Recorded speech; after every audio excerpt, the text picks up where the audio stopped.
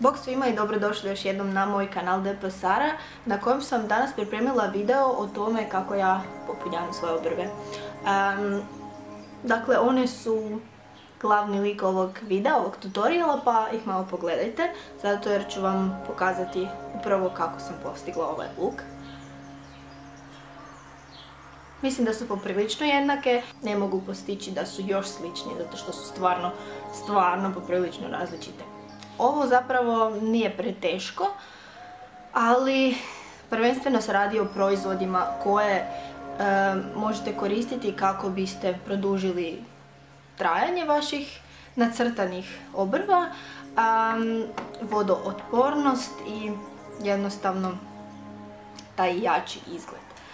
Koristila sam svega 3 proizvoda. To je to, stvarno nije komplicirano, pa ukoliko vas zanima, samo nastavite gledati. Prva i glavna stvar koja vam treba je kremasto sjenilo, Maybelline Color Tattoo sjenilo, u nijansi Permanent Taupe, to je nijansa 40.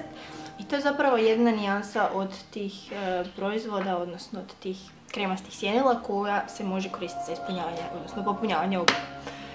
Ona je super jer je vodootporna i jednom kad je stavite na obrve, znači ostaje na njima dok ne skinete.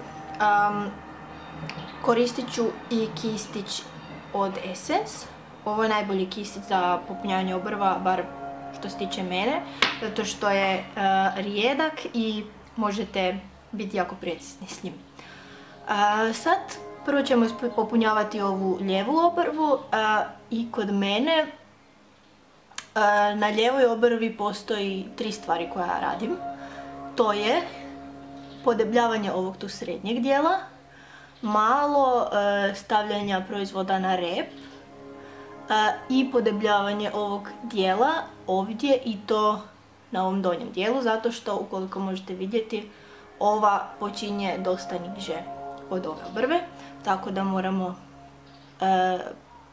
je malo podebljati. Krećemo prvo s ovim gornjim dijelom.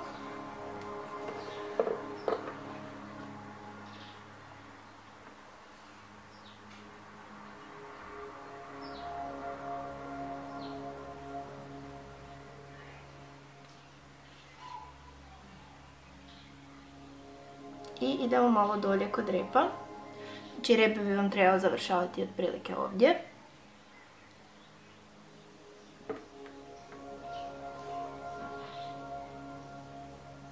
I zatim ću malo staviti proizvoda i na ovaj prednji dio, zato što su poprilično rijetke na ovom dijelu. Tako da jednostavno ne izgleda puno svjetlije od desne. I sad idemo na ovaj dio ispod.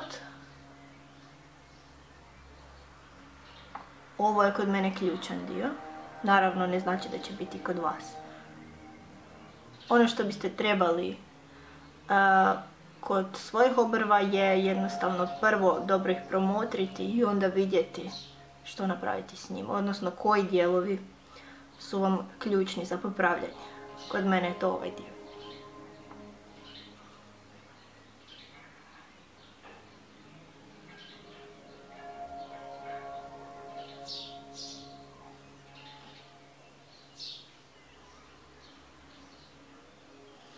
Evo kako to sad izgleda. Imamo otprilike neku šablonu za kasnije, jer ćemo dodati još i sjenilo. Zatim kod druge obrve možemo vidjeti da trebamo popuniti ovaj ovdje dio, podebljati ovaj ovdje dio i malo popraviti dolje rep i to je to. Pa krećemo sa srednjim dijelom.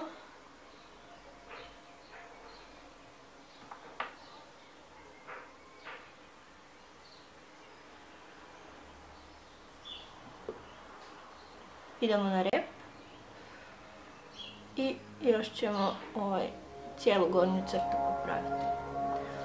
I također ovaj početak, da bi obrve bile što više jednake, odnosno jednake visine. Od ove obrve smo išli malo previsoko.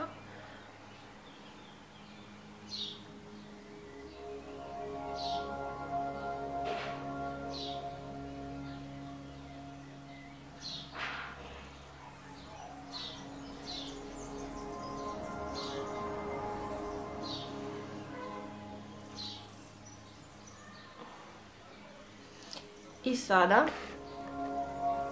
bitno vam je, kad gledate da li ste dobar oblik napravili, je da se malo udaljite. Tako da ću ja vas malo udaljiti da pogledam jednostavno koji su dijelovi koje što treba popraviti. Znači, početak je otprilike jednak, debljina ovdje otprilike jednaka, jedino smo tu malo zeznuli pa trebamo popraviti. Uzet ću mrvicu pudera, iako ću još kasnije obrubiti obrve i korektorom. I mislim da je to sad ok jer ćemo tu još dodati i tamnijeg sjenila pa se ne trebamo brinuti. Idemo nastaviti. Tamno mat smeđe sjenilo koje ja koristim je iz ove Dior palete. Ovo. Naravno vi možete koristiti bilo koje. Ja koristim njega jednostavno jer je u paleti pa mi je praktično. I sada idem jednostavno preko ovog dijela koje smo iscrtali kremastim sjenilom. To je to, ova je gotova. I isto tako i na drugoj.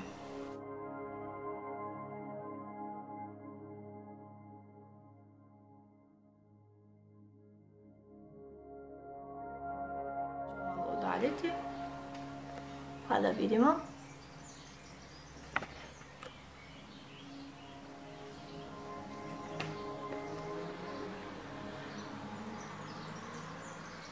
Dakle, početak je dobar, debljina ovdje ok, rep ok.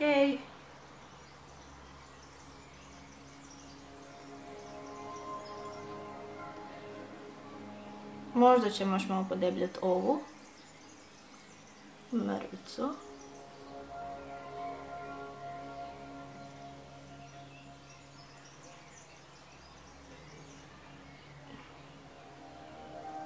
I mislim da je to sad ok.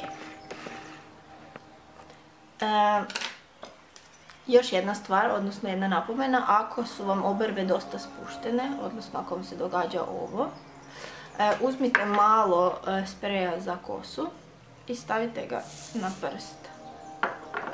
I zatim prođite kroz obrve s tim. I držat će vam sigurno obrve na mjestu. Odnosno nećemo onako padat dolje. Ne doslovno padat, nek neće se spuštati.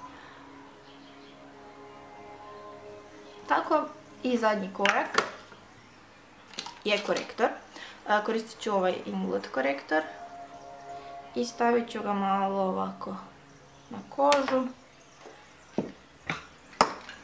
I zatim kistićem, ovo je plosnati kist.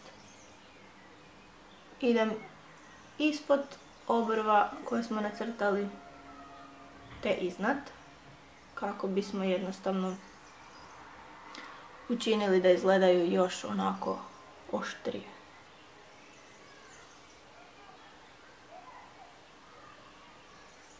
Između također pazite i da vam je ova udaljenost tu otprilike jednaka. Odnosno da vam ova obrva ne počinje ovdje, a ova ovdje. Prošla sam i kroz tu fazu, tako da vjerujte mi, nije baš lijepa.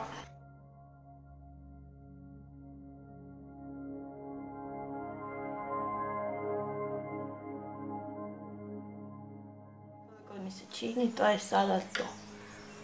Da, mislim da su stvarno dosta jednake, pogledajte vi.